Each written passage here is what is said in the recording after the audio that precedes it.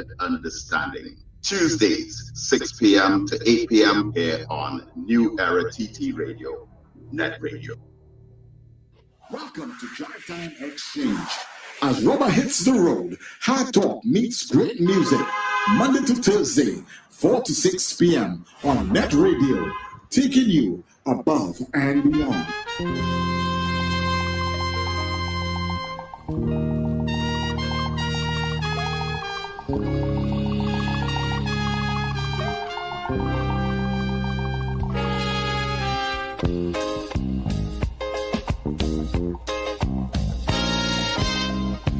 Now the election back and I'll die away. In short, this is what I have to say. Let us forget fights and grudges and concentrate. Come, let us sit and try to relate. Because now, more than ever, we must show discipline, tolerance, and production to build a strong and better nation. I say that is the main foundation. So come, let us work hand in hand, because this is our land. Come, my brother, come, my sister, and let us build a nation together. Oh, yeah.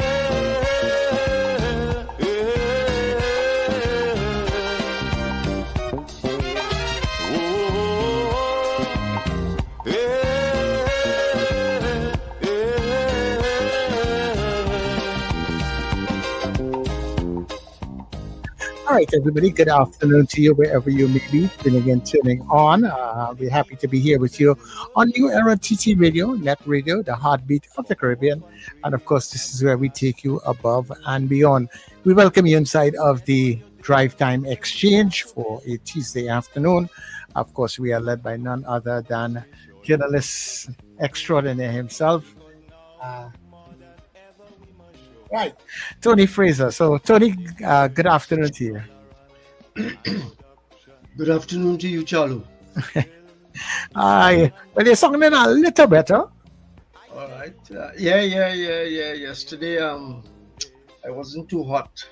Old age catching up on when you're getting old, all kind of things that's happening, Yes. With a smile. Can't do it again.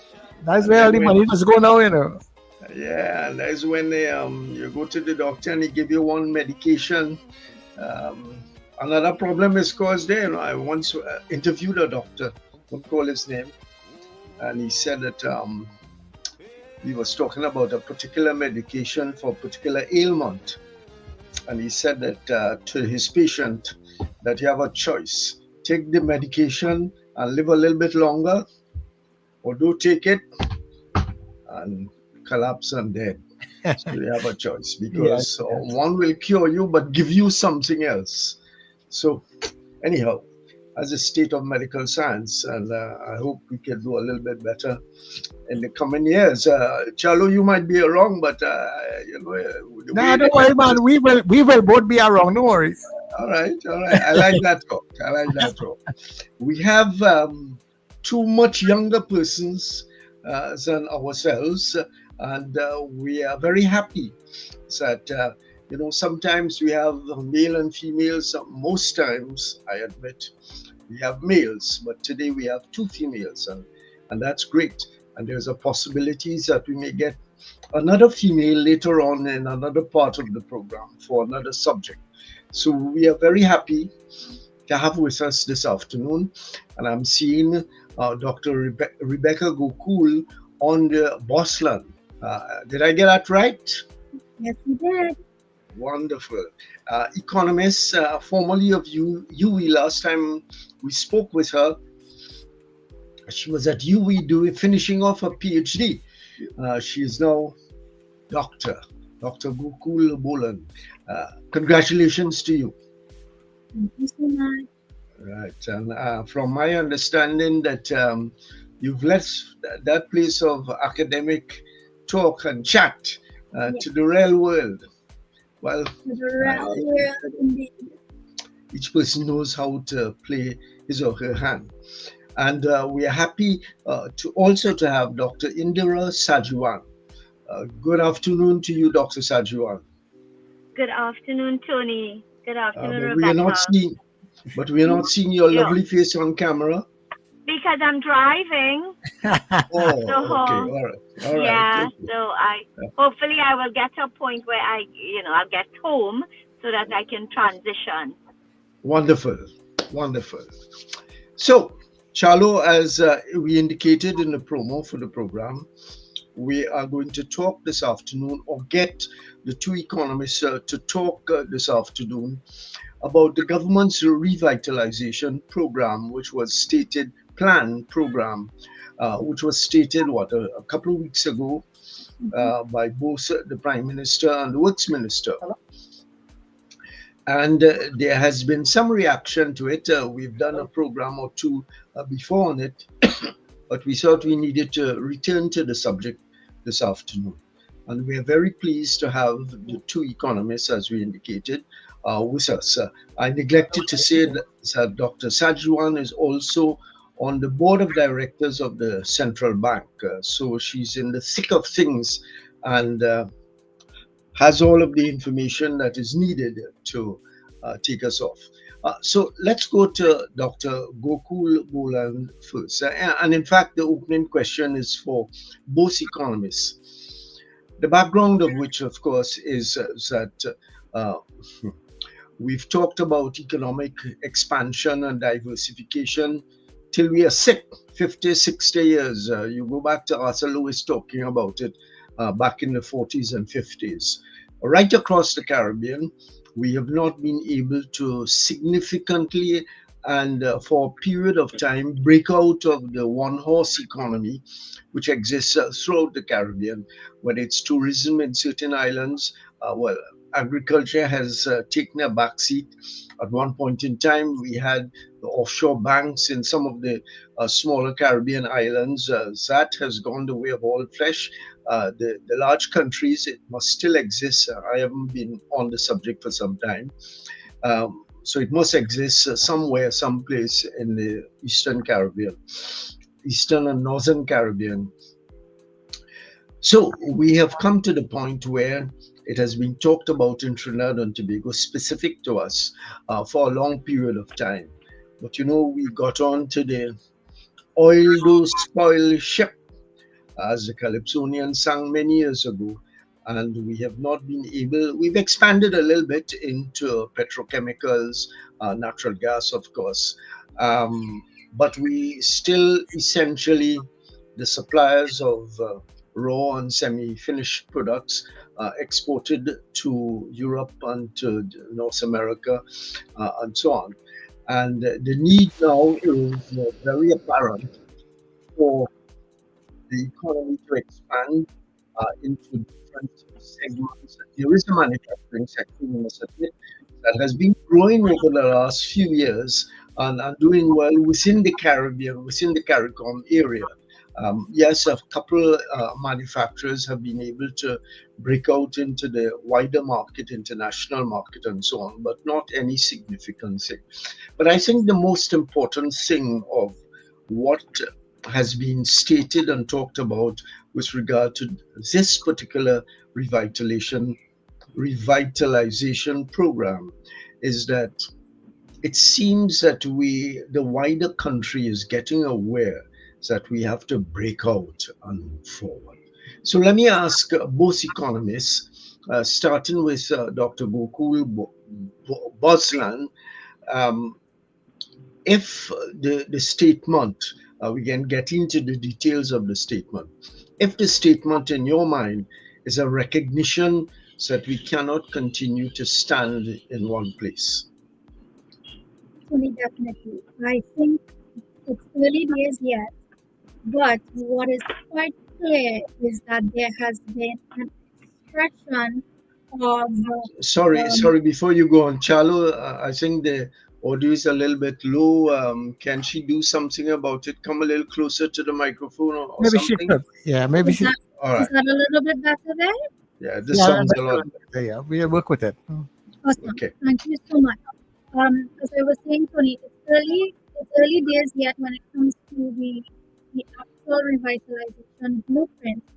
But what is clear to me is that there has been an intent, a statement of intent that there is the need to expand into those areas that are on the upswing of the global international marketplace.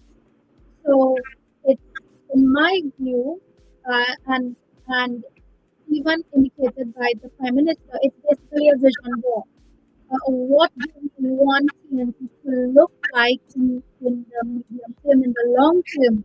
And it gives the population something to hold on to, something to be able to tap your energy, to tap resources onto it. But it is definitely a statement of intent, and it is meant, in my view, to be able to carve out a direction of growth. Okay, so we're going to go into the details in a moment and ask you what are select some of there are many statements of intentions. Select a couple of them that you think viable and not in 10 years time from now, but into the short and medium term. Medium. Dr. Sagewan. Well, before we actually go there, Dr. Gokool, what I would like you to do, you may have to log back out and come back in, and let me see if that will reset it a little better for you, right? No problem. Yeah, so you log out, and Mr. Sagewan can go ahead in the meantime. Yeah. Sure. Can you hear me properly? Yeah, we're hearing you good. Go ahead. Okay, good. So the revitalization plan is certainly articulated in the context of economic diversification and a recognition that even though oil and gas continues to be important, the country cannot continue to rely on it as its sole source of major revenue, foreign exchange, etc. In fact, I think I in credit to the new government, its commitment to the issue of non-energy diversification predates even this revitalization plan. From very early clock, the Prime Minister sent a signal that non-energy diversification was a priority. She spoke about a cluster of ministries, that being the Ministry of Finance, Ministry of Economy and Planning, and the Ministry of Trade, are the three key ministries that would work towards the issue of non-energy diversification. I will argue that the budget just recently read as well is probably one in which we have heard the most about the issue of non-energy diversification, and not just in terms of articulating the traditional new growth sectors, but more going into details and even making commitments with respect to targets that the government hopes to realize with respect to economic diversification. And then came the revitalization plan. Now, the revitalization plan, the way I see it, forms the hardware of the economic diversification, the non-energy diversification platform that the government is going to be embarking upon. And I say hardware because a lot of it is infrastructural. A lot of it is about creating the environment, the infrastructural environment, whether it is through road networks, through building in which economic activity can take place, in order to be that framework within which the actual diversification plan that focuses on the development of industry can really take root and grow. And while, of course, there are initiatives even within the revitalization plan that will generate employment, because construction, as we know, is one of the most intensive multiplier of economic activity. And construction in the kind of scale that is being proposed in the diversification plan, even if a portion of it is realized, can create some significant economic stimulation, which again, in my view, is something that is desperately needed in this economy at this point in time. So that really is the context in which I see this revitalization plan.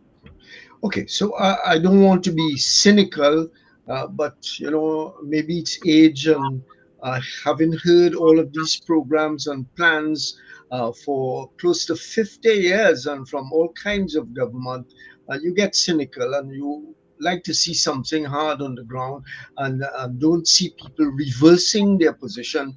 We all remember there was the EDAB, what's the Economic Development something, which proposed 2 or 3 or more very specific plans. And the government, the previous government, was hot on the trail of diversification.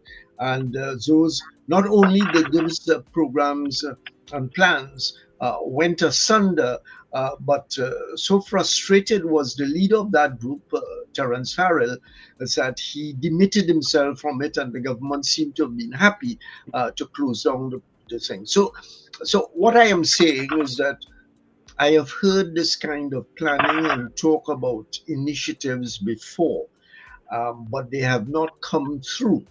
And so that I am cynical and unaware that what has been said is not what is going to be done. Any reaction from both of you to my cynicism? I am happy to jump in, but Rebecca, I can give way to you. So, Tony, I can appreciate I am not hearing Rebecca properly. Rebecca, it's quite muffled. So I'm not able to. I think it's a little worse than previously. Yes. Yeah, I don't know what is causing it. Because maybe she tries removing her video. Maybe the bandwidth might improve. Yeah, probably you could try that. Take off the video feed and just use the audio mic, and let's see if that will help.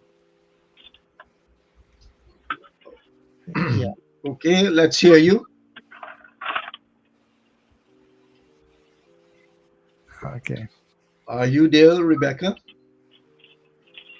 Okay. Well, here what, Charlo. By the time you could see if you can help her, work with her while we talk with Dr. Sagewan. Yeah. Dr. Sagewan, your response. Yes, Tony. Well, I've been doing this for a long time, right? So, like you, I am quite cynical as well. I mean, I'm definitely no spring chicken. Been reviewing and analyzing budgets and government programs and policies for, well, probably now close to 30 years, all right? So I share this, but I don't agree with you that the last government was really very serious about non-energy diversification. It continued to... No, Dr. Sagewan, I didn't say that. In fact, I concluded that they were not serious because they set up a committee and then ignored it completely. So I didn't think they were serious. Good. And in fact, even before the last administration, we had a different incarnation of the Economic Development Board, that as well. But the previous incarnation was in the business of doing research and coming up with some strategies. They identified some sectors, but it didn't go further than that. The last it was an economic advisory board. So an advisory board simply is really about just giving advice. But I think we need more than that. If this is likely to happen, Tony, we need a champion organization that eats, sleeps, breathes economic diversification and is given the resources, both human capital as well as financial resources, to be able to harness the opportunities, and there are many opportunities around us, to be able to harness and pull together the low-hanging fruits, particularly that exist, that can support this revitalization plan. And case in point, this revitalization plan referenced the Dubai model quite a lot, and that's a model I've been talking about as well for a long time.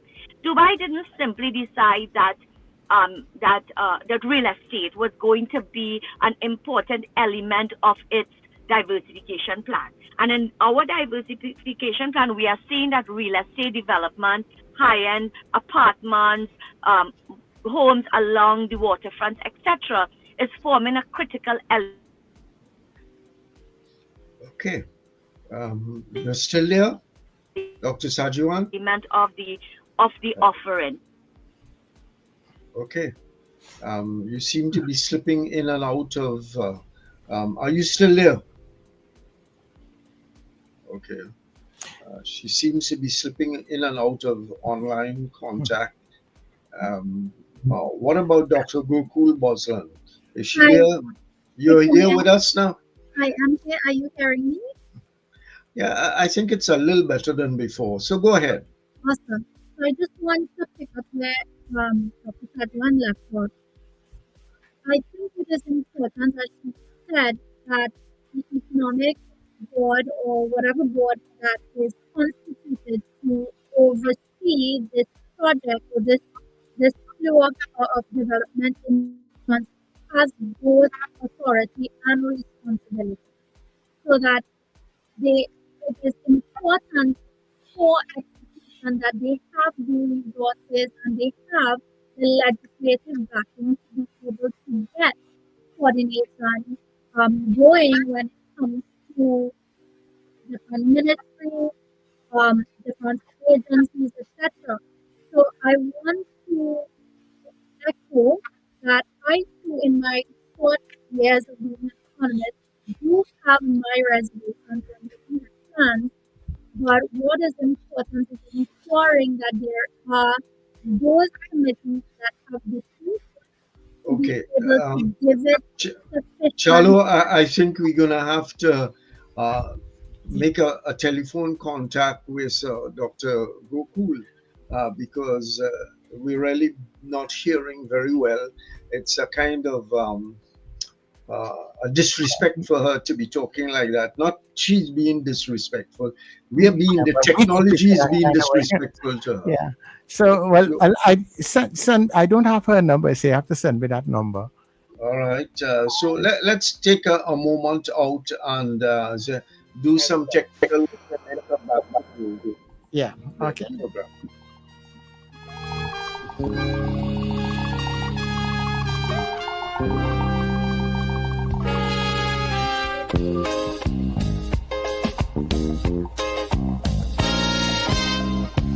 Now the election back and I'll die away. In short, this is what I have to say. Let us forget fights and grudges and concentrate. Come, let us sit and try to relate. Because now, more than ever, we must show discipline, tolerance, and production to build a strong and better nation. I say that is the main foundation. So come, let us work hand in hand, because this is our land. Come, my brother, come, my sister, and let us build a nation together. Oh, yeah.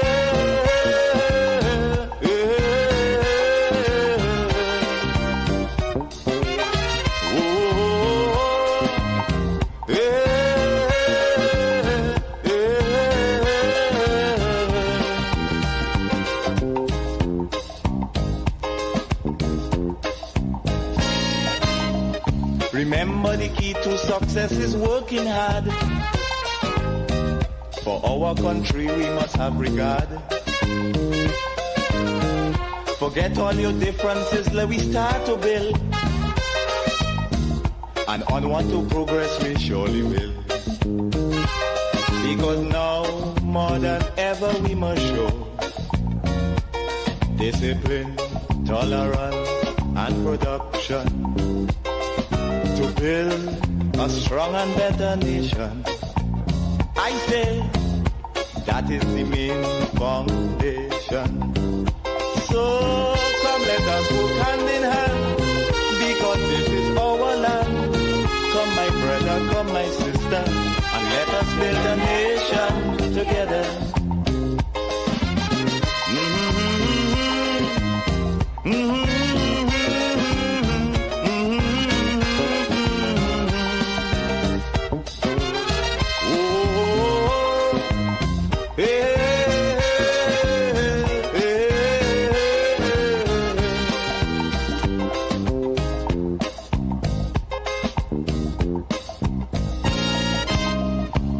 Much of things that we need to see about. Surely I do have to spell them out. Cause you know as well as I do, the only way is put in more effort and less play. Because now, more than ever, we must show discipline, tolerance, and production to build a strong and better nation. I say that is the main foundation. So come let us work hand in hand, because this is our land. Come my brother, come my sister, and let us build a nation together.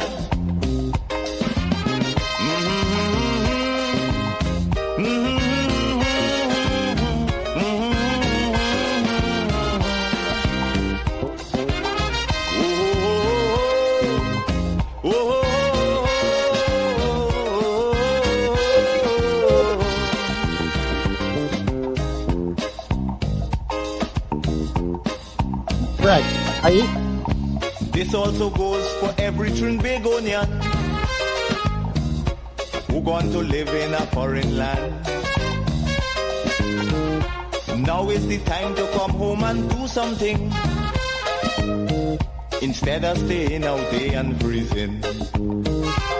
Because now, more than ever, we must show discipline, tolerance, and production to build a strong and better nation.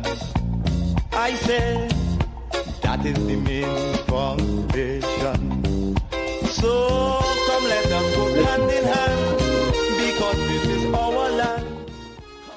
All right, so Tony, we are back at the inside. Are you hearing me all right? I am hearing you loud and clear. I Nice. don't know about the others. Well, we seem to have lost Sagewan, Ali, Indera Sagewan. But we have Dr. Gokool online, right? So I have on the phone. Okay. So let's hear. Are we hearing you? Are you hearing us? I am hearing you, Tony, and Okay. Charles. Okay, beautiful. A lot better than before. So if you get a little bit closer to your phone, that will be even better. But we are hearing you better than before. All right. Okay. So Great. yeah. So the question was, my cynicism was to the effect that we've heard of grandiose plans and programs and so on. We had a recent experience. We also had a roadmap that was put out by the former government and so on. And we can go back a whole long time about plans and programs which have been put forward but not have been followed through it. And as a reporter in the field, having heard all of these, there's a natural cynicism which has grown on me. So persuade me differently if that is the case as far as you're concerned. Sure. So I would say that your cynicism is justified. But in this case, I would like to encourage you to give an opportunity to the current government to prove you wrong. That being said, what is important, and as highlighted by Dr. Sagewan, is that the orientations of the Economic Development Board as it was in the past was not as strongly involved in implementation as necessary.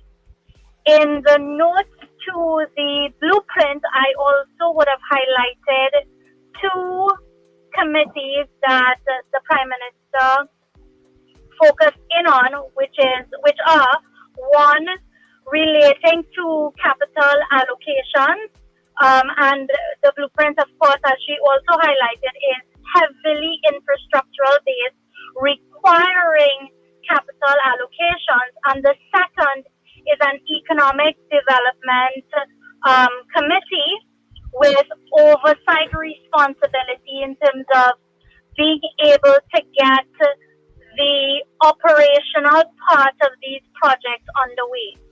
So I want to encourage you to be able to latch on to vision and to give it a chance, allowing for the planning, allowing for the implementation, allowing for the conceptualization of these projects in a meaningful way. And while I know, Dr. Gokool Bosland, that you're speaking directly to me, but far more important is the population at large outside there that has to be persuaded. I know your reference to me is just at the point. Think like you, yes. Wonderful. Give it a chance. Yeah. Sorry, you were going to say something else? No, I was just saying, persons who are also thinking like you, and I think the population as a whole, we're wary of these kinds of promises. Give it a chance to come to fruition. Take it for what it is, which is a vision. Understand what the intention is. Observe the implementation and the ideation of the project and give it enough space and energy to materialize. Yeah. Okay, I like the term you use there, to move from ideation to practicality. And we have heard the ideation, as it were. What I think surely will silence the cynics like myself is that we need to see from that initial statement, we need to see some things being put on the ground so that it can give the confidence, not only to cynics like myself, but to the business community, to entrepreneurship, to people who have to eventually implement programs, that the government is serious about this. And as a takeoff on that, while that statement was made, 2-3 weeks ago, well, we haven't heard anything about it, but what we've heard is a desperate focus on the energy sector once again being relied upon, because it's that same kind of practice. And you were much younger than me. I could probably be your grandfather, so I have had it over and over and over again. But we want to see it go beyond the chat and a day at a hotel with a man and so on, and move into something of substance. Yes, is that an unfair requirement? Definitely, it is important in moving from ideation and conceptualization to implementation that we take into consideration the whole production possibilities of the economy, which at this stage does involve some of the energy sector projects. We are a mature energy sector economy, but as we begin to mushroom out and push out into the other sectors, it is important for that type of planning to be complementary. So I think it is important for the government to now identify, how do we identify, for example, how are we going to prioritize, whether that is prioritizing based on expressions of interest, which is where the financing is coming from, or prioritize based on export earning potential and therefore foreign exchange earning potential, or prioritize based on getting local economic activity activated. So understanding what and how these projects impact on those priorities is going to help us to phase, streamline, and implement in an efficient way, I think. Okay, wonderful. Sir Charles, any sign of Dr. Sagewan returning? So far, yeah, she's not coming inside. Okay, wonderful. There she is. Wonderful. So you've settled where you are. Yes. I think your microphone is on. Are you hearing me? Because it's on. Yes, loud and clear. Loud and clear. It's good. It's the quality is good. Yeah. So I think you were the point of my question was to the effect. see these things go into come to life, move from the paper onto actual projects. And your view on that, it would seem to me that we need to move from the stage of presentation to the stage of, and I'm not asking for everything to be implemented, that's impossible.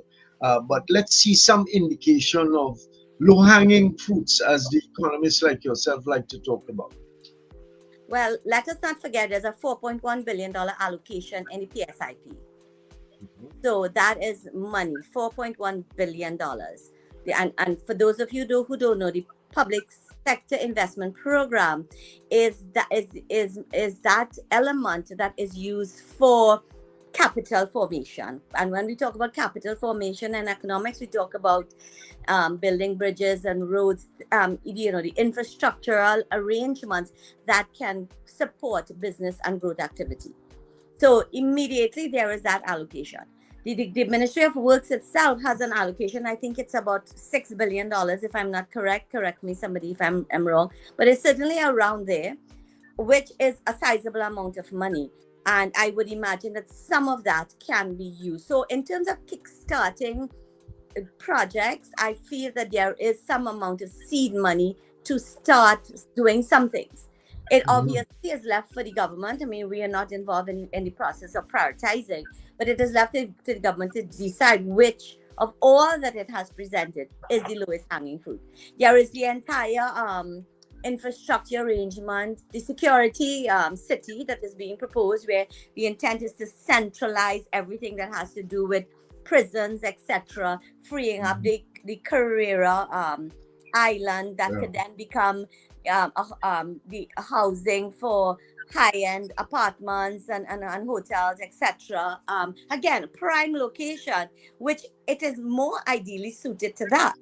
And it is to a prison, really. I mean, when you look around, if you look at St. Vincent and the Grenadines, for example, and you see the kind of clientele that they have been able to track and the kind of retail asset value, real estate value that they have been able to have happen as a consequence of that kind of strategic positioning. So, so I think that is seed money. And then, of course, it's a huge plan. I mean, there are just 7 pillars. It cuts across the entire country. And again, something we should be happy to see, that development is not just being concentrated in the 2 capitals of the country, but we are seeing here where the intention is to spread the development. And if we spread the development, we're spreading the economic wealth, because we're spreading the opportunity for persons in the central area, South area, to be able to have access to employment, certainly during the construction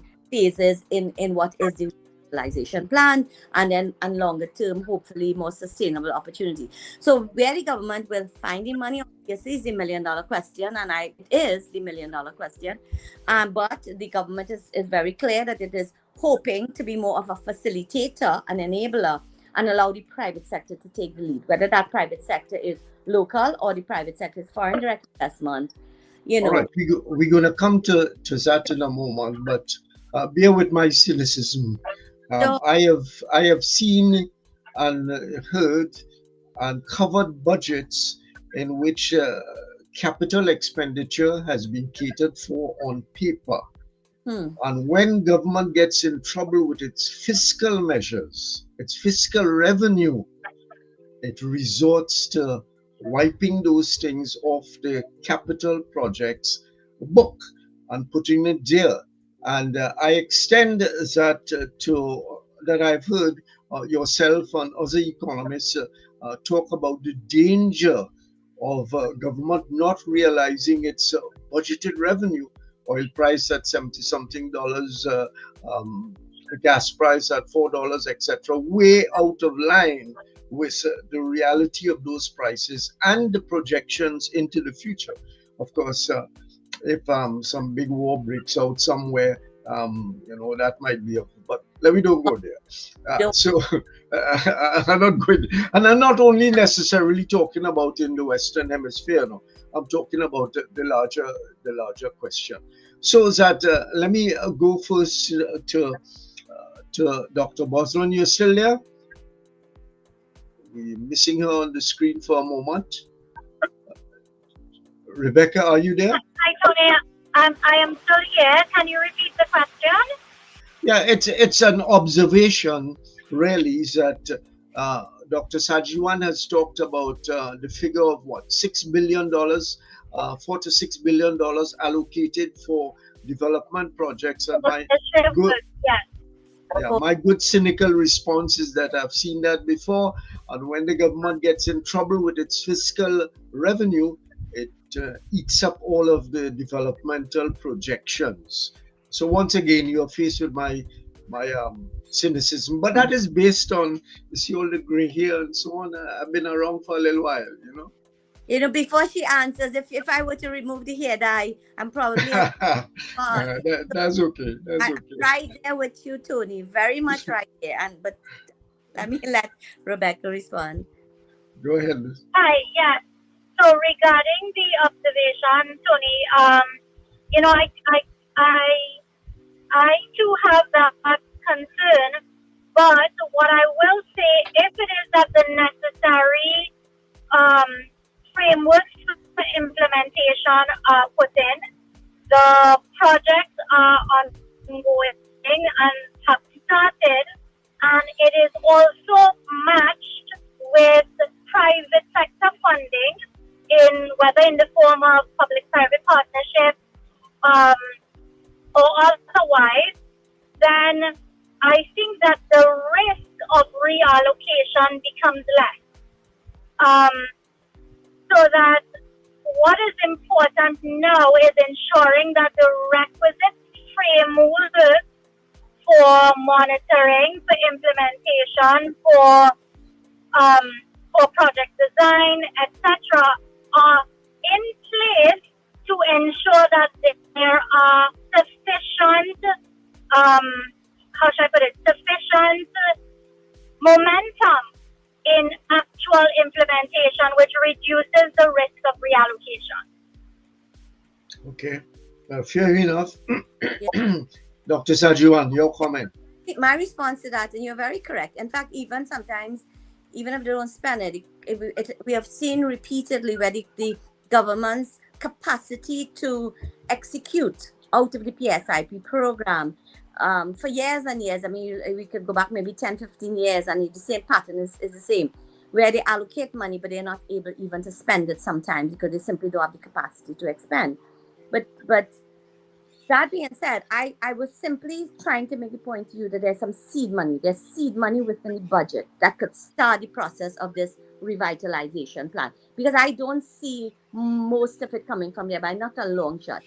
I see it coming mostly from PPP arrangements, private sector arrangements, from foreign direct arrangements. And of course, Tony, I could be cynical in front of you by saying crime. Crime is a major challenge. Will foreign direct investors come here? There's a threat of war around us. Will they come in this moment in time? There are so many factors that mitigate, and that's a reality. But what do we do? What does the government do? Does it throw its hand up in the air and say, okay, listen, I'm gonna just sit back and I'm gonna go chirp and wait until the perfect time arrives before I dream big? And I don't think we could afford that, Tony. We can't afford that. And again, I can't speak for the government. I don't know that it will in fact deliver. I hope that it does. And again, I repeat, even a portion of what it is proposing, if delivered, could do so much for us. I mean, let us take the Vision 2020.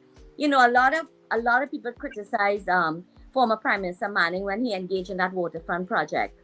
But the construction of that Hyatt Hotel became a source of significant revenue in terms of conference tourism for Trinidad and Tobago. And there was a time you could barely get space in that hotel because conferences from all over the world were coming here because we had so many comparative advantages in terms of the airlift that could bring people here from wide and near, the transport network, the communication network. We have a lot going for us, still going for us as a country, that if we are smart in terms of how we choose the industry that we focus on, we can match the infrastructure that is being proposed and prioritize it in order to for both things to work hand in hand for us to have the kind of outcome that we want. There's no quick fix, Tony. You know that. You long around. Absolutely. There Yeah, is and you know, I could not have agreed more. I wasn't impressed with the allocations or the identifications in the budget for the meaningful movement from where we are.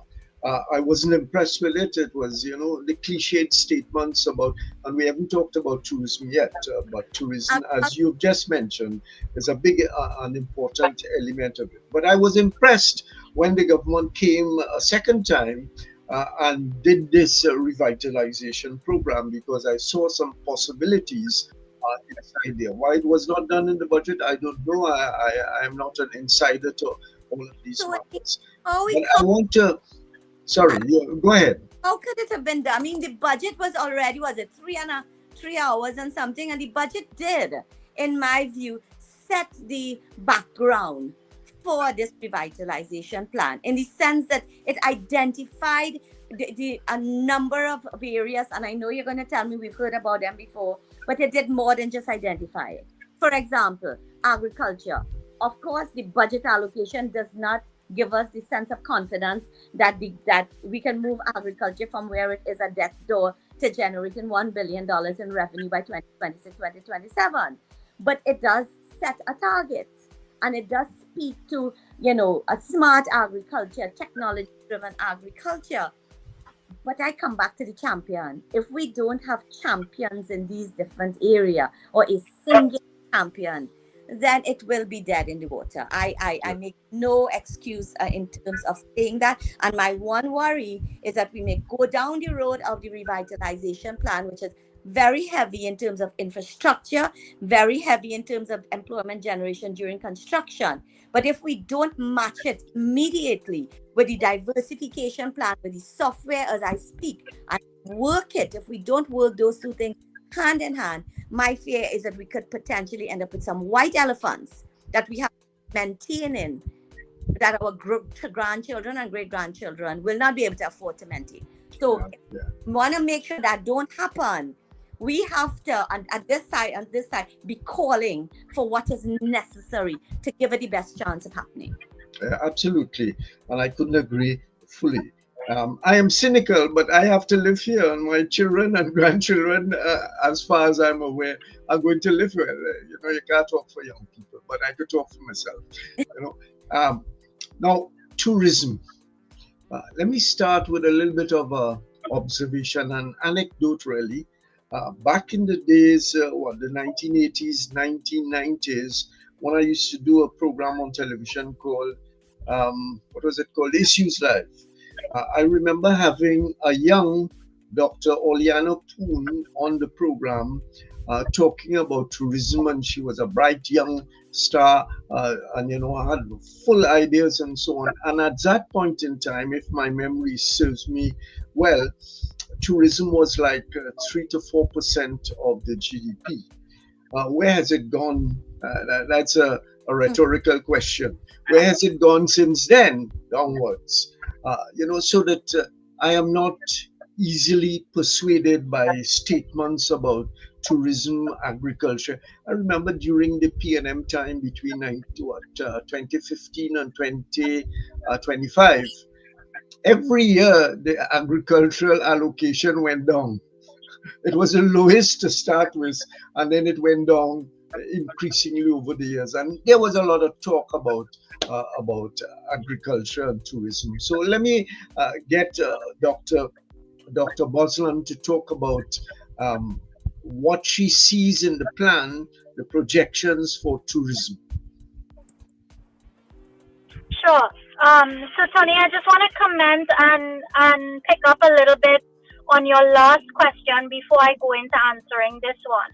Sure. I will agree with Dr. Sagewan by saying that the budget did lay the groundwork for the vision that was presented in the blueprint. But we need to understand that the budget is an operational document for the next fiscal year. And over time, as the vision associated with the blueprint comes into fruition, we expect that aspects of that project or projects will be written into the budget when it becomes part of our short-term, medium-term expenditure pattern.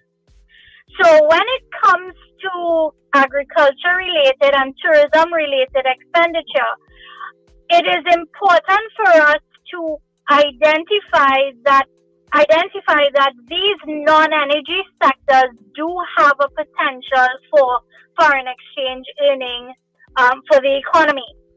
I think that the interventions associated with the last budget, the budget that was read just recently, can have a foundational impact in building capacity in these sectors to create the momentum needed for foreign exchange generation, complemented by the visions associated with the blueprint and associated projects. Okay, I agree with in a different kind of way with what you've talked about the budget statement.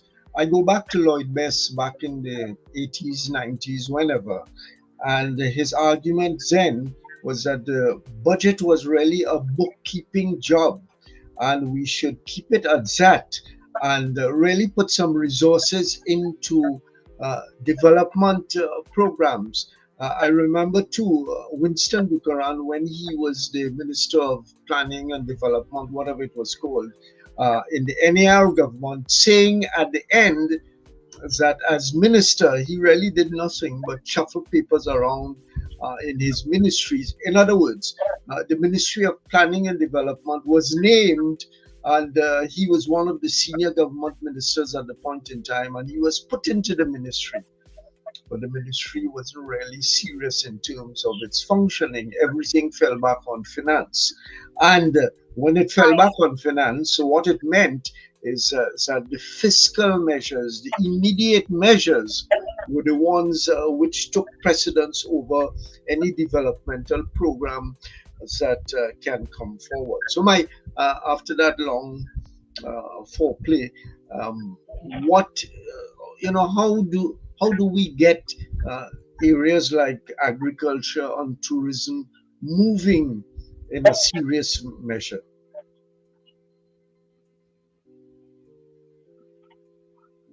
Dr. Gokool, you're there?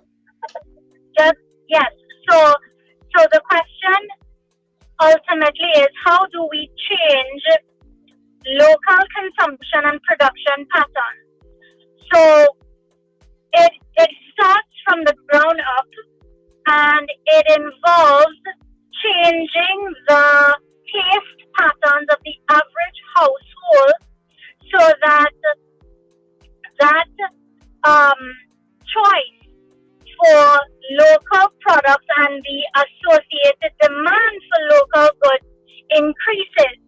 So revitalizing agriculture is much more than an allocation to the Ministry of Agriculture. It requires a fully comprehensive approach that involves households, that involves farmers, that involves looking at what the bottlenecks to production, the bottlenecks are, and dealing with it on a case-by-case basis. Okay, I don't know if Dr. Sagewan has gone somewhere. Chalu, we seem to have lost her for the moment. Yeah. Hi. Okay, she's back here. Yeah. Yeah. Yes. Okay. So I heard. Tell me if I heard you right. What I heard you asking is, how do we reduce the reliance on the budget allocation in order to grow these different sectors? Tourism, agriculture, case in point. The $1 billion allocated to agriculture is really just only enough to run the ministry. There is very little left over for the issue of development, right? We don't even know, actually, didn't really go and look at what is allocated to tourism. Tourism now falls under trade, so we don't know exactly how much is allocated to trade. But what we do know in this instance, and this is why I like this budget, because it gives us things, Tony, that we can hold the government to account for, that measurable things. This budget says there's a plan to bring $3 billion in investment in the tourism industry over the next 2 years. At the end of this fiscal year, we can ask, outside of asking the Minister of Finance to, give us an accounting, we now can ask the question, where you are with respect to this $3 billion. How, have you, tell us where you have arrived at. And over the next 5 years, I think it's about an additional $6 billion, making it $9 billion in allocation and investment. This is not from government. This is private investment, whether it comes from local investors or it comes from international investors. Tony, we must accept the fact that if you go to Barbados, most of the hotels are owned by who? You know? Foreigners. No, Trinidadians. Trinidadians, okay. Well, most of the hotels are owned by Trinidadian businessmen. What is the moral of that story? It is not that they don't want to invest in tourism. They will invest in tourism where they see it booming, where government policy or everything that goes behind pushing tourism is aligned to them making profit. So we have to get the policy framework aligned to be able to encourage the investment. Simple. It is not rocket science, and it's not hard because if we take yachting, right? I'm a nuts and bolts person, Tony. I don't really deal in the esoterics. The yachting industry in 2011 was generating $20 million annually. In that year, it generated $20 million. Okay. Since then to now, that has declined, but it probably is less than a third of that. You know why? Because of poor government policy, not because of a lack of investment, not because of a lack of allocation in the budget, because of poor government policy that a stroke of a pen or multiple strokes of pen could correct and allow this industry to flourish, driven by the private sector, not driven by government, and therefore not requiring subventions or interventions, financial intervention from the government. Case in point, and it was identified in the budget as a priority area. I have seen where the YSAP, the yachting industry, is praising this new government for the speed at which it has acted in order to move the 15 forms to one harmonized form for yachts to be able to fill in, to come in. The online application and payment of fees so that they can come in a more seamless manner. We destroyed the maintenance part. Trinidad Tobago was known globally as the hub for repairs of yachts. Yachts came here and spent 6 months during the rainy season when they weren't sailing in St. Lucia and St. Vincent. They came and they stayed in Trinidad Tobago for 6 months, lived on their boats, but they bought supplies from Trinidad. They went to our beaches, they went to our restaurants, they spent US dollars. But a yachty comes to Trinidad, we give them 3 months. They come in for 6 months, but we're giving them 3 months. We imposed taxation, import duties on the raw materials needed in order to produce sales, etc., which literally destroyed that aspect of the sector because there are many clusters in terms of that sector. Poor government policy is what I'm saying to you. How hard is that to fix? And if a government is serious and wants to support the tourism, this is a serious tourism subsector that we could have significant growth. They tell me a young man living in a not so good community could jump in a maxi, come out in Chagaramas and clean 2 boats and earn $150 to $200. Instead, we offer them CPEP and URP, not just for themselves, but for their children. That's what the state has done, Tony. And, that's where the blame resides. And I will make no bones about saying that is the problem in this country has been government after government has sought to keep people dependent on themselves, on the monoculture, and not sort of widen and diversify the economy. The agricultural sector, Tony, and please stop me whenever you feel like, I know, because I could just go on and on. The agricultural sector, this is a sector where farmers are just raring to go. I have seen, I'm a market lady, I go every Sunday in the market. I have seen, for example, hydroponics. Me too. Good. I go on Saturdays though. Good. I go on a Sunday morning and I go late because I go for the deals. I'm an economist. I practice the thing, okay? Because it's the same tomatoes, except I pay cheaper for it when I go late. But that's another story.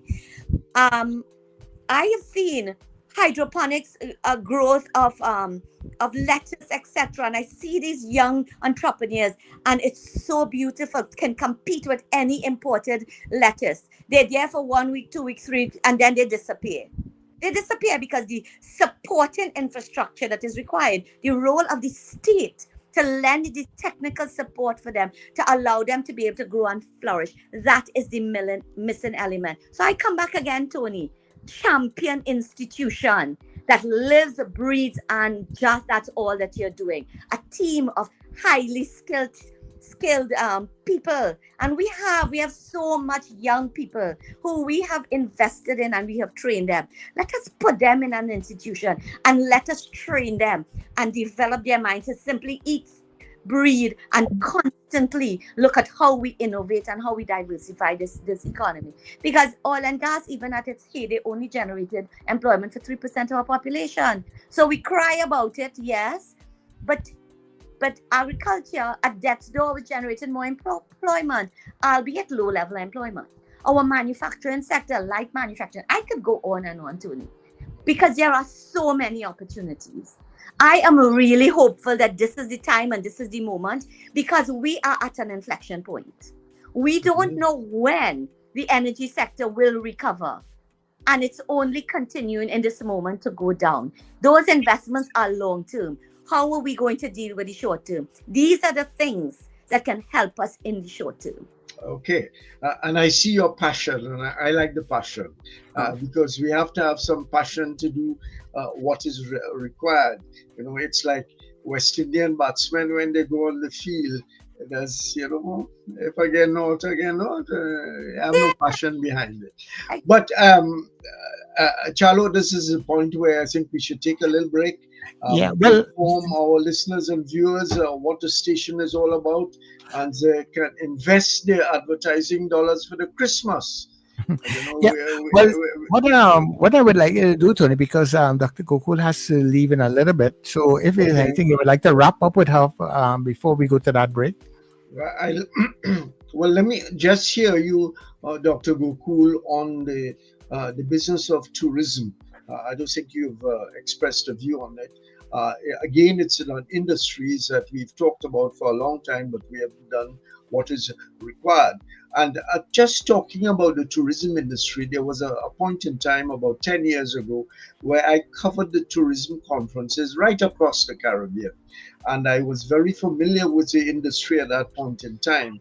And in Barbados and the Bahamas, two of the greatest tourism industries in the region, we got figures at one point in time that, like 10 cents, 15 cents, 20 cents, if those countries are lucky, of the dollar, the US dollar, stayed in those countries, and the 80 and 90 cents went back to where they came from.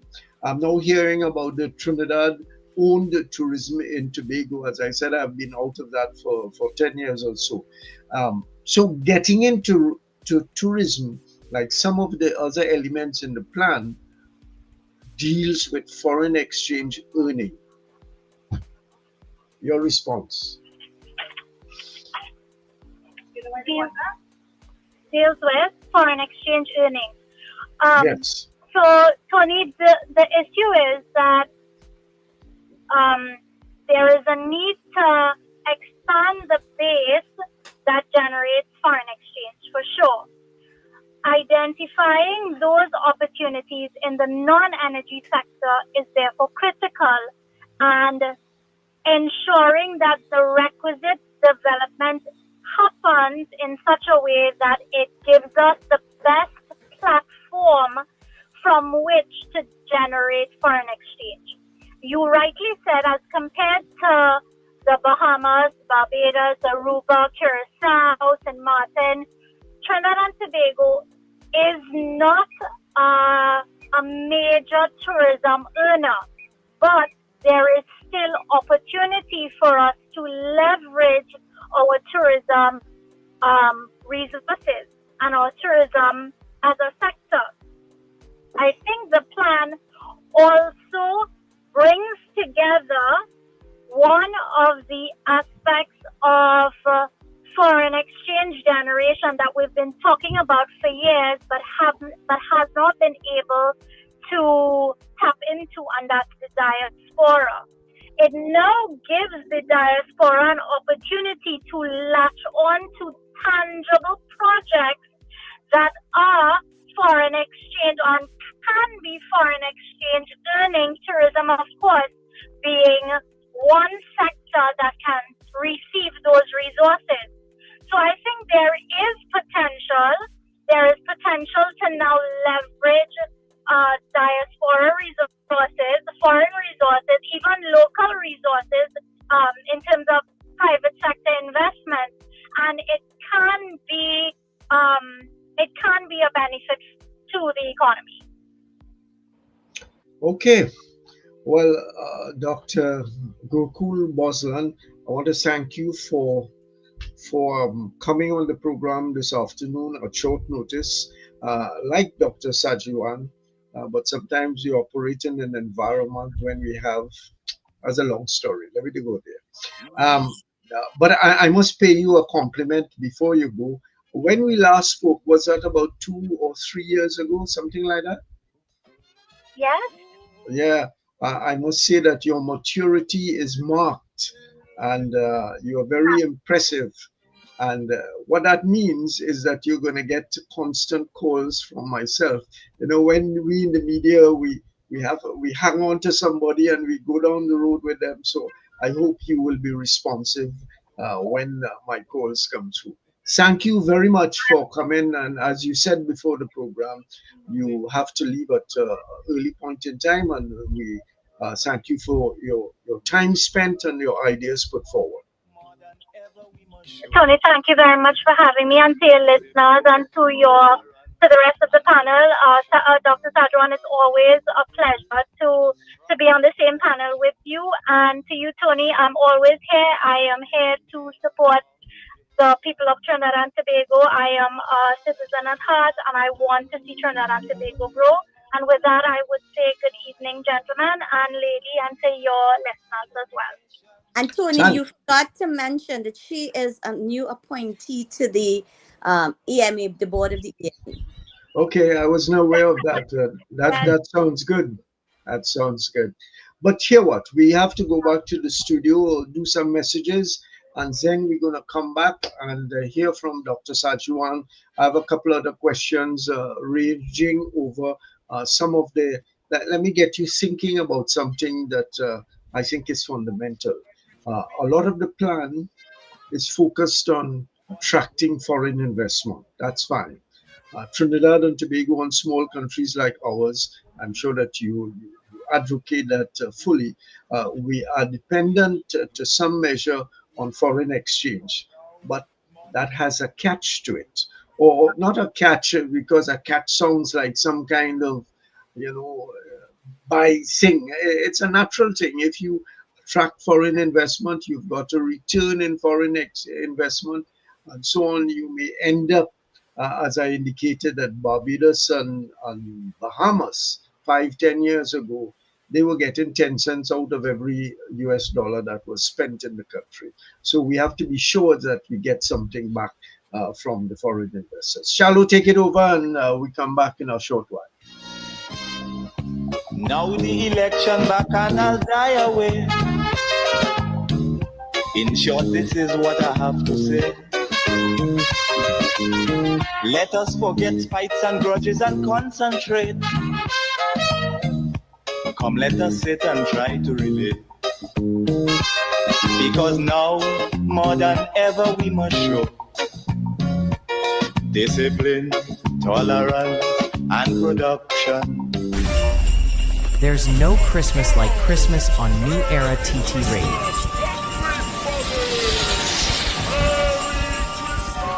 Laughing children tug at Mr. Santa. Teddy bears. Feel the laughter, the lights, the love. That's what Christmas feels like. Christmas Eve, casually I was walking down the street. One Christmas Eve, casually We keep the joy alive and the music playing all season long. Merry Christmas from your friends at NewEra TT Radio, taking you above and beyond. Merry Christmas, everybody!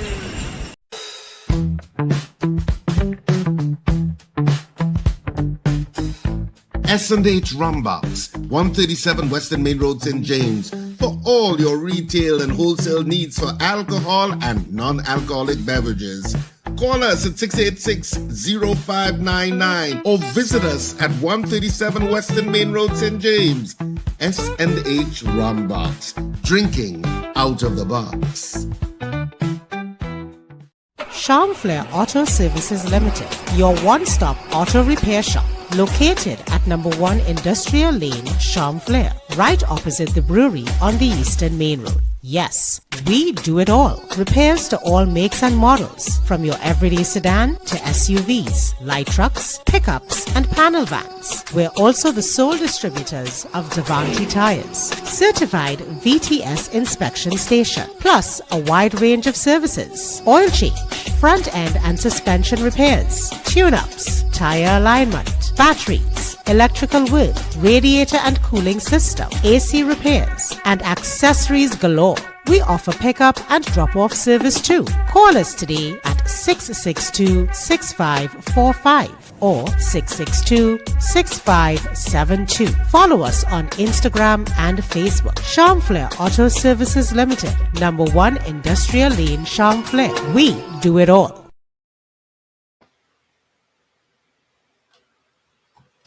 Every Tuesday join me, Brother David Muhammad, every Tuesday from 6 p.m. to 8 p.m. here on NewEra TT Radio, Net Radio, Powerful Radio. Join me to hear knowledge, wisdom, and understanding. Tuesdays, 6 p.m. to 8 p.m. here on NewEra TT Radio, Net Radio.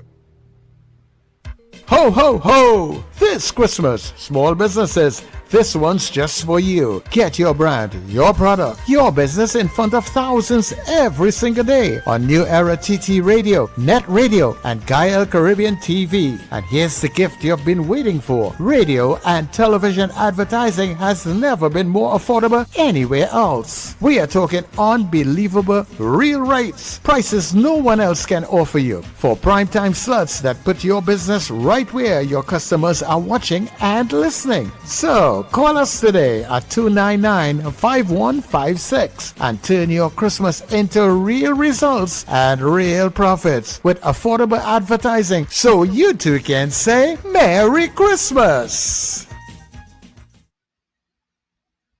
We are back on the inside here on NewEra TT Radio, and remember, you are listening and you are on to the Drive Time Exchange. And this is what we are doing on an afternoon with journalist Tony Fraser. Of course, you can advertise with us. Just give us a call, 281-1315 or 299-5156. And of course, we will be so happy to have you up on the inside. Of course, we are streaming all day, every day on NewEraTTRadio.com, NewEra TT Radio on TuneIn. So you get us on all your Google and Alexa devices, and also on our social media platforms, YouTube, Facebook, and TikTok. And you get us on Gael Caribbean TV in the morning period for the breakfast show. So a number of ways that you can get us. So just get us. So we are back with you, Tony. And Chalo, I would like to tell our listeners, as I have said, listeners and viewers, as I have said a couple of times, to mimic Max Senhouse. Yes. Indera is a little bit too young to have remembered Max Senhouse. His theme song was "We Need the Money." We need the money. Yeah. I told you that I am not a spring chicken.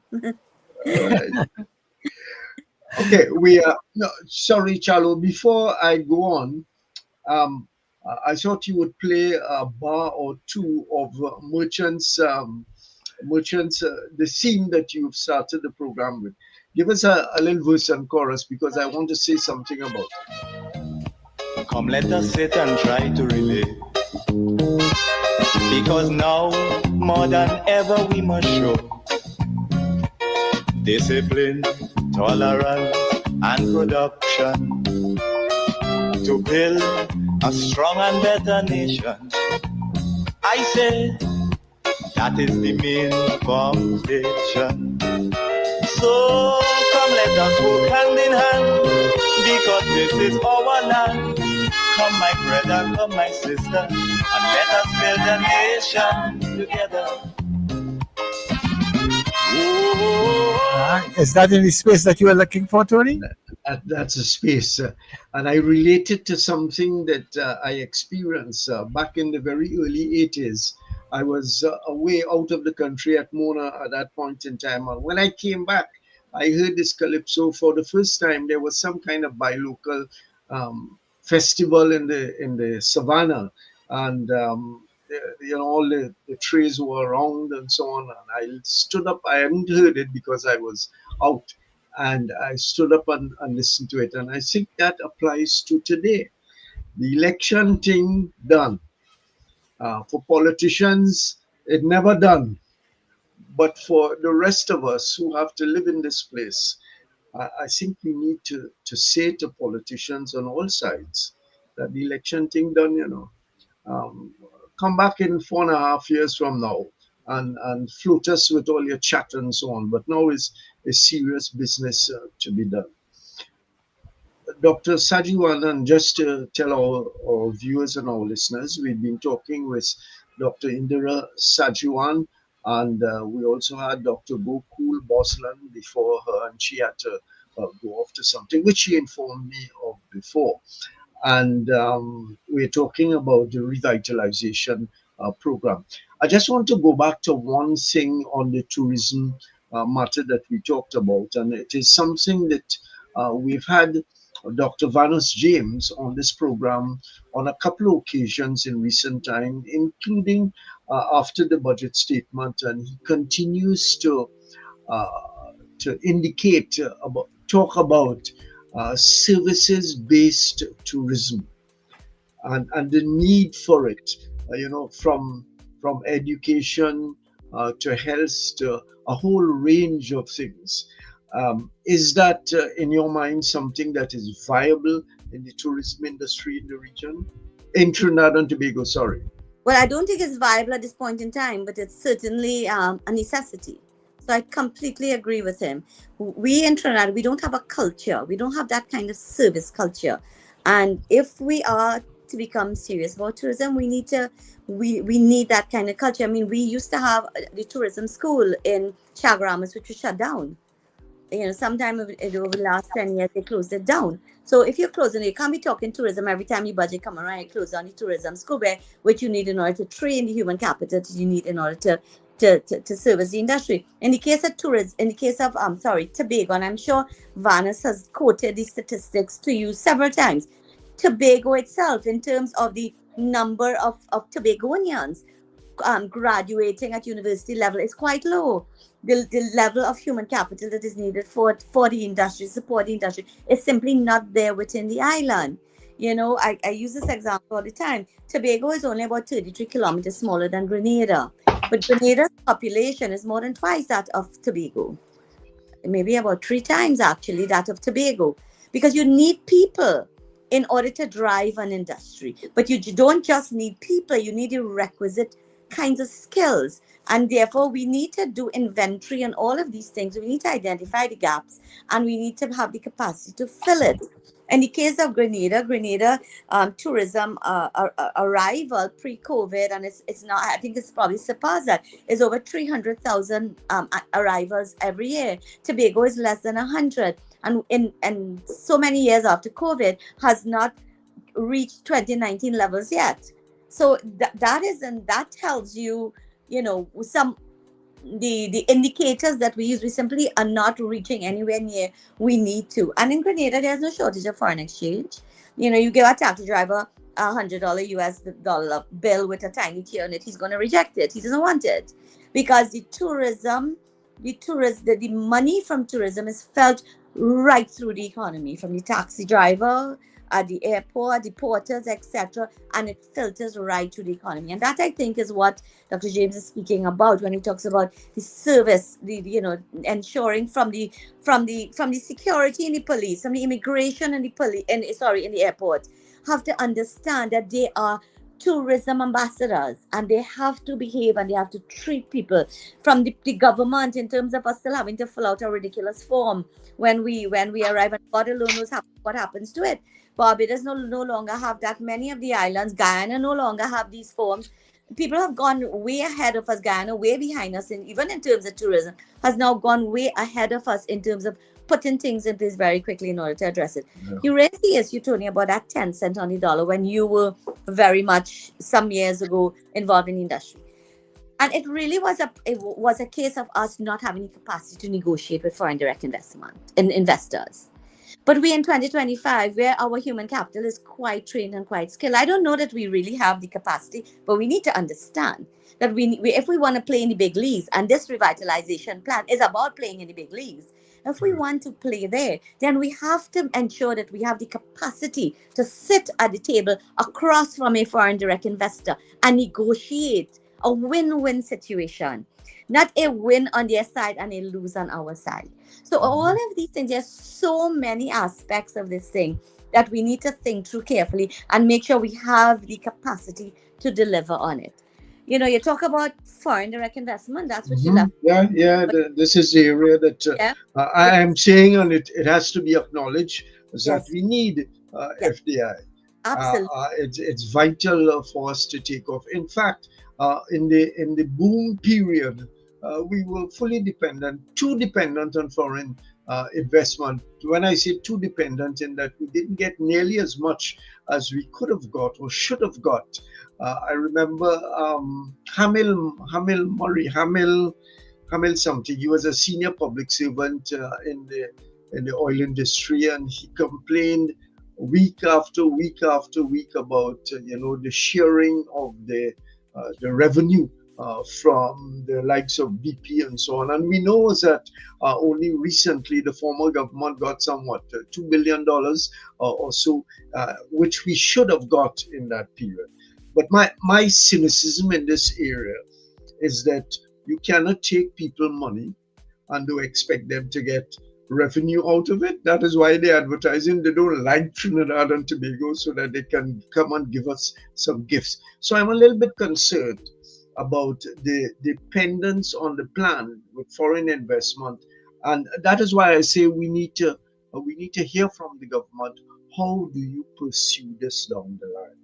So, and to put this in context, Tony, over the last, more than a decade, foreign direct investment inflows in Trinidad and Tobago has been at an all-time low, even reaching the negative figure, which means more money, we are investing in other places, and in other places are investing in us. So we've had negative inflows of foreign exchange. So I hope people understand that.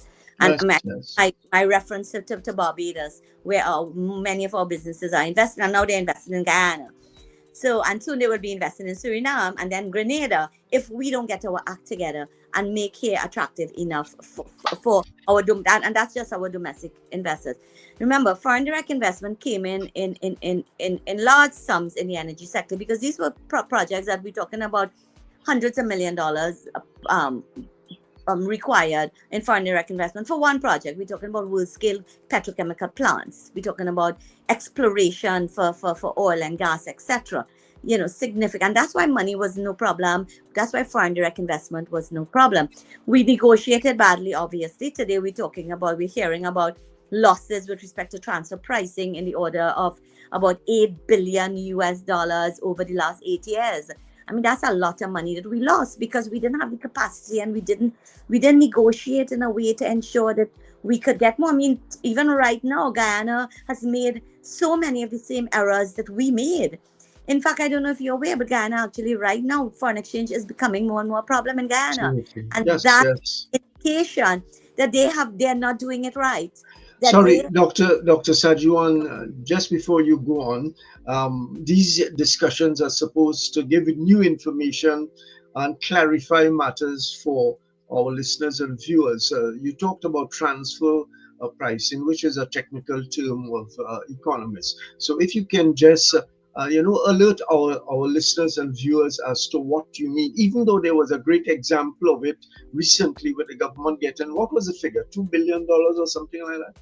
I think it's about, I can't really remember, but if I right, but so just go ahead and explain to our listeners and viewers. So we have a BP Trinidad and Tobago. I use an example, right? So BP is part of a global enterprise.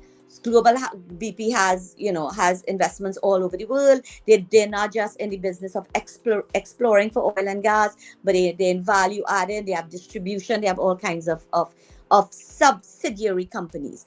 Transfer pricing is when in the case of BP, they extract our natural gas, they convert to liquefied natural gas, they're part of that investment stream, and then they sell that to a subsidiary of BP in another country at a very low price. And then that subsidiary then resells it to the final market at a much higher price. And that is what we call transfer pricing, when it basically the entity finds a way to ensure it gets a larger chunk of the profit of the net profit, and really robs the host country, as in this case, of what is legitimately ours. So that, for example, if BP Trinidad and Tobago had sold, if it sells for $1 per MMBTU to its subsidiary, and then its subsidiary sells it to the final market for $5, we are only getting a percentage of the $1 that it sold to its subsidiary. But if BP Trinidad sold to the direct source for $5, and that is what we now know, then we get the percentage of $5. Yeah. So I hope people understand that we have lost significant amounts as a consequence of not ensuring that we have, and we need legislation in order to correct this again. There's no quick fix to it. Legislation must be developed and passed in order to ensure that we can protect ourselves further. But then, so we have to thank Dr. Sagewan for Economics 101 with regard to transfer for pricing. I just thought we needed, in these discussions, we use terms and we assume that everybody is understanding of it, and that is not necessarily so. But you were going ahead with your exploration. Yes, I'm trying my best, normally to explain. But we are in a position with respect to the energy sector now where we are kind of, what they say, beggars can't be choosers, because we're now so desperate for investment in that sector that we could potentially once again, give away more than we should, because we have an entire infrastructure of plants. So petrochemicals, which is things like ammonia, urea, methanol, etc., that is a second layer of value adding, where natural gas is used as a major source of energy. So we get natural gas, we convert to liquefied natural gas, and we export that. That's one part of the value chain. Then we get the natural gas, it feeds into the petrochemical in plants, and we produce things like ammonia, urea, etc., which we then export again. Right. So I forget. I just had a senior moment. Really, my question really is that if you have a concern that given what I have seen of the revitalization plan, so heavily dependent on foreign exchange, that I gave the example of the figures that every $1 that goes into Bahamas and Barbados, they only get to keep between 10 and 20 cents of that. So that this heavy dependence on foreign investment, that can pose some difficulties for us. Yeah, but we have very little choice, because we no longer, the largest of the oil and gas, we withered it away. We did not use it in order to diversify the economy as the model we are now looking at. We're looking at Dubai as the model. And Dubai was very careful from the get-go to decide it was not going to allow itself to be completely dependent on oil and gas, and it sought from the get-go to diversify its economy into things like real estate, tourism, and now it's going into medical, innovation in medical areas. I mean, they're really basically doing what we should have done in the heyday when we had a lot of money, which we don't no longer. So we have to attract foreign direct investment. We have no choice on that matter. And there are areas. But we have to be careful to Correct. ensure that we don't give away Correct. the resources of the country. Which is the point I was making, Tony. We have to ensure we have the human capital and the capacity to negotiate win-win situations, not win to them and lose to us. So whether we do or not, again, is we'll find out again maybe a couple of years down the road, But there are areas that lends itself in the plan naturally to foreign direct investments: hotels, real estate, convention center, health tourism. These are some of the areas identified in the plan that lends itself to foreign direct investment. And hopefully we will see these things coming in. But we know, a major, and we can't be naive about the fact that crime is a major factor and a major disincentive to invest. The whole issue of being able to move your money in and out easily. We currently have a foreign exchange situation, and therefore a foreign direct investor is going to look at, when I bring my money in and I need to repatriate my profits, will I be able to access the forex that I need from the banking sector in order to do it? And that's why I'm really big on the big or go home kind of notion, Tony, because if we don't go big, then we won't be able to generate the volume that is required in order to sustain kind of growth that we need to see. So there is all of that. But then there's also parts of the plan that will require government funding. And I know the government's plan is to look at concessional financing from multilateral institutions, like, for example, the IDB, CAF, the Caribbean. CAF is what? What does it stand for again? Central American very much. something. Yes. Central American Financial something. Correct. So that's another multilateral institution that the government is hoping to get money from. It's looking to get grant funding. It's looking to get government to government concessionary loans. I know they are targeting the UAE as a source of funding. I guess China probably would be another place. India could potentially be another place. So government can, if it goes out very aggressively on a drive to raise capital, it can, in fact, I believe very strongly. We're very, really well positioned, Tony, in terms of a lot of the areas that we're talking about. Health tourism, something we've been talking about for a very, very long time. But look at where we're located vis-a-vis North America, where the cost of healthcare is so prohibitive. Look at where we're located vis-a-vis Central America.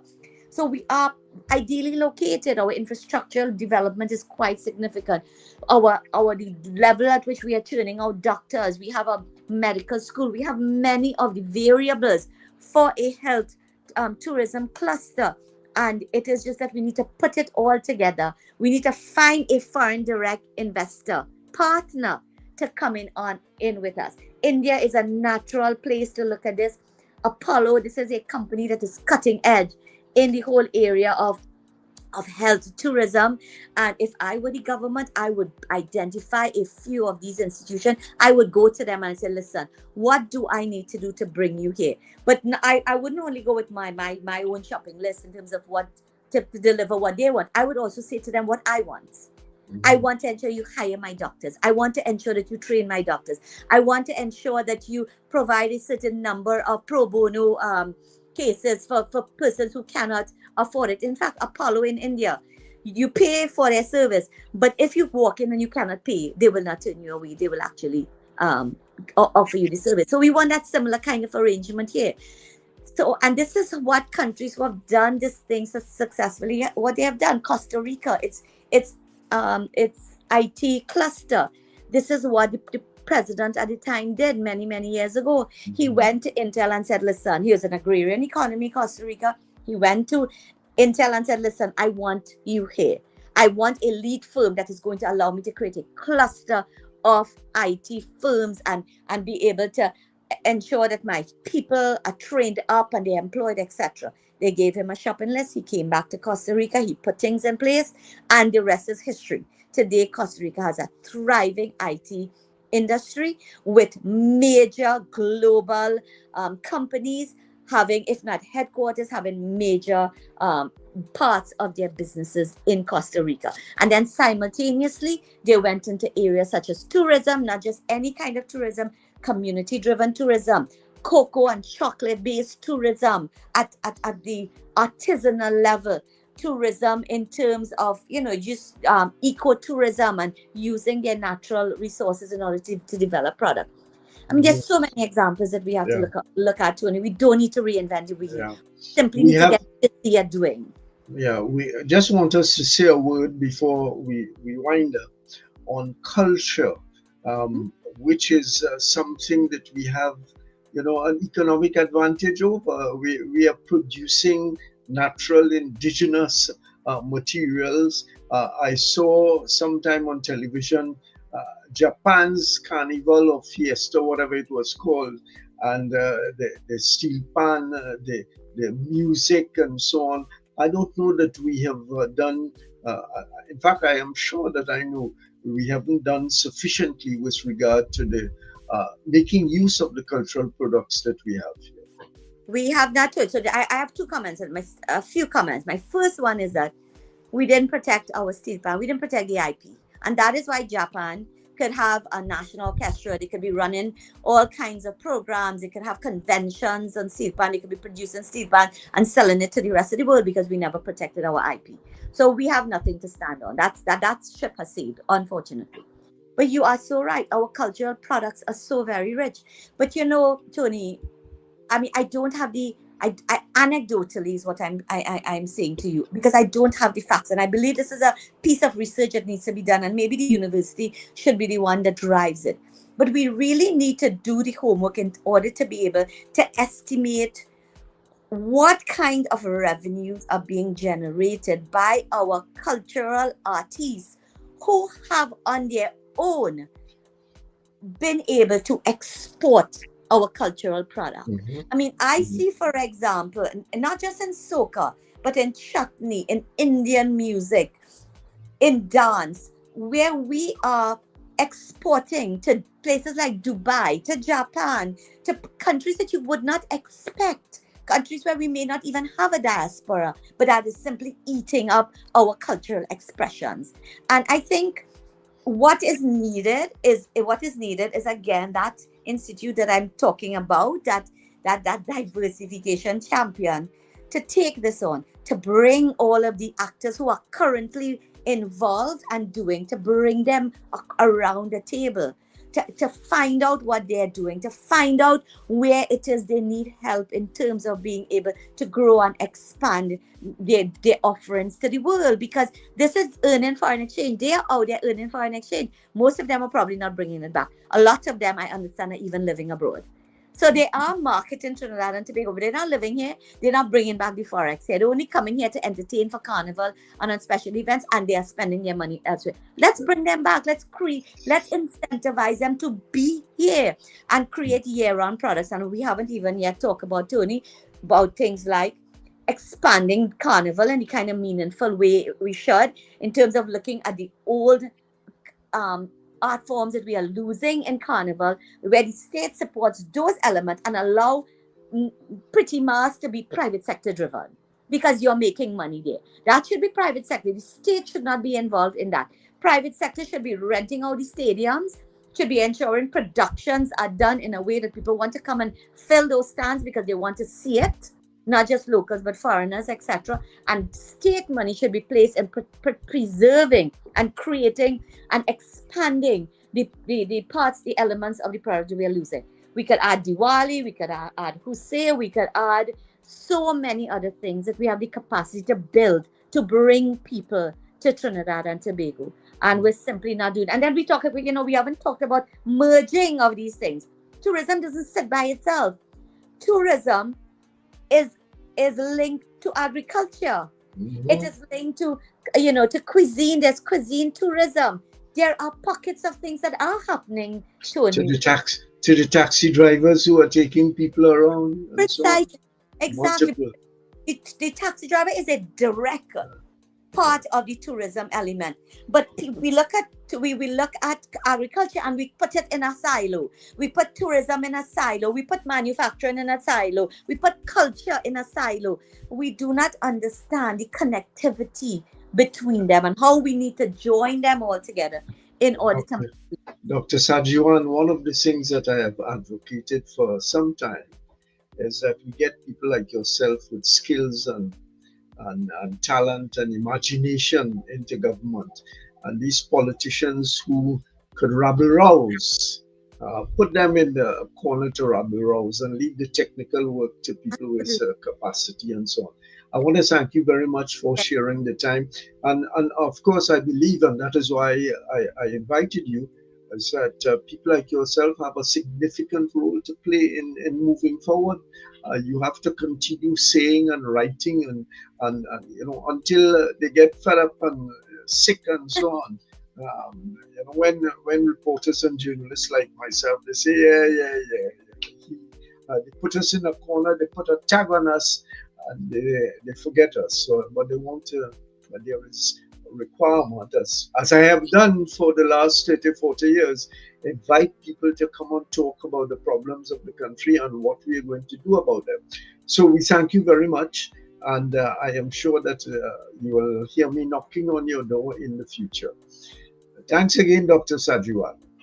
Thank you for having me, Tony. And Tony, I know you from the time I'm a young commentator, and you have been a rallying voice for this country, a patriot, and just like you, I don't want to go anywhere else. I want to live here.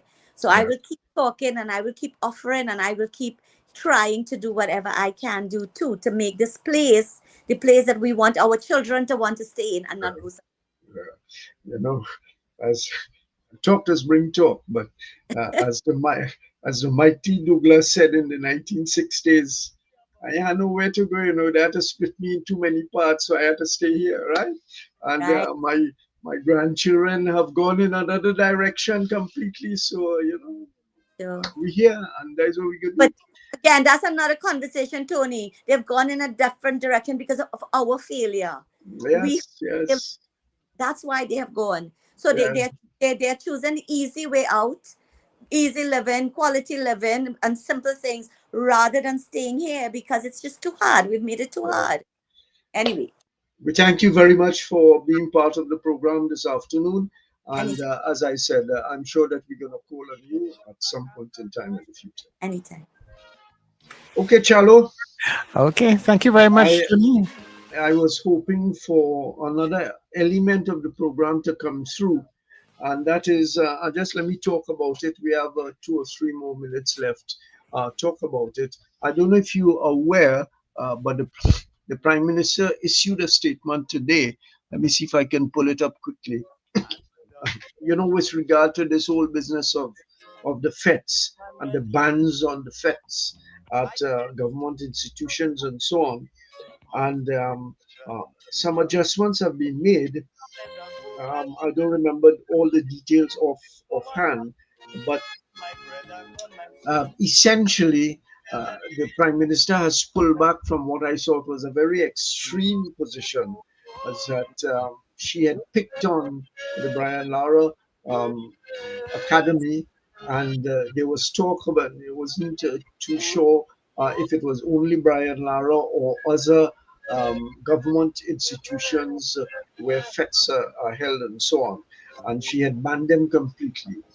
Some changes have been made, not in the Brian Lara Academy instance, but in other instance. She has brought in like the stadium and 1 or 2 other places and put restrictions on the time.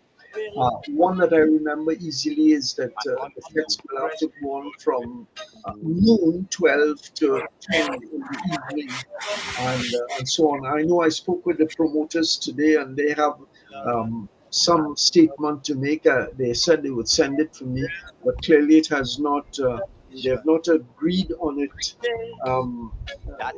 in terms of sending out the statement, but I know there is some contention.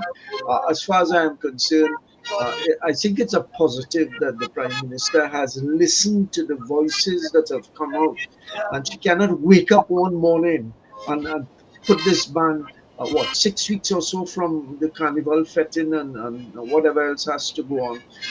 I'm not saying this for me, my days for fetting long gone. This is an industry, and It is an industry. Charlie, you know much more about this than I do. The fets playing out in fets and so on. She can't wake up one morning and say that she's banning this, no discussion with the promoters and so on. So there is some ease. I think there is still a long way to go, but I am impressed that she has listened for a moment, and the pressure needs to continue on her in that regard. I don't know what you think. As I said, you are more involved in this thing than I am. Well, as I said, discussions have to take place. In spite of it, I know, a lot of planning goes. The guys, the promoters, as Carnival done, they started plan for the next Carnival, not just here, but in other spaces. But I see that we're dealing with this particular space. So I think, the suddenness was a little too much. Happy to know that there are some kind of adjustments making. And I'm waiting to see how does the stadium adjustment work, because apparently it's not, how we normally start fitting like 2 weeks before Carnival is every night. So some of those areas where I think they say they start from the Thursday before Carnival and goes through that extra week. So you'll be cutting out some days. There's plenty days, Charlo. I Marshall Monday. That's craziness, So, and I saw too that there was a measure of inequality in how she treated some of the areas. The Brian Lara Academy, on the eastern side of it, there is miles and miles. There are miles and miles of open spaces. Right. On the western side, there is some. I think I have it wrong here. Western side, there is some space before some housing establishments. But think, for instance, when you make an initiative at the Brian Lara and you leave the National Stadium, which is in the heart of Woodbrook and Mokorapo, people have been complaining and contesting for decades. And you say we're going to talk about that at another point in time. Discriminatory practices. So that I hope there is increased pressure on the government to make changes, because, what has been done, they have set up time frames, they have set up the monitoring of the sound levels and so on, which are the things that need to be done. You don't just get up one morning and say, you can't fit here and you can't fit there. That's crazy. Yeah. So, Charu, that's it for today and for me for this week. And we come back on Monday with some new program. Okay. Take care and have a good one. Take care, my friend. Hi, people. This has been the Drive Time Exchange. Of course, coming up in a short, David Muhammad and the Black Agenda.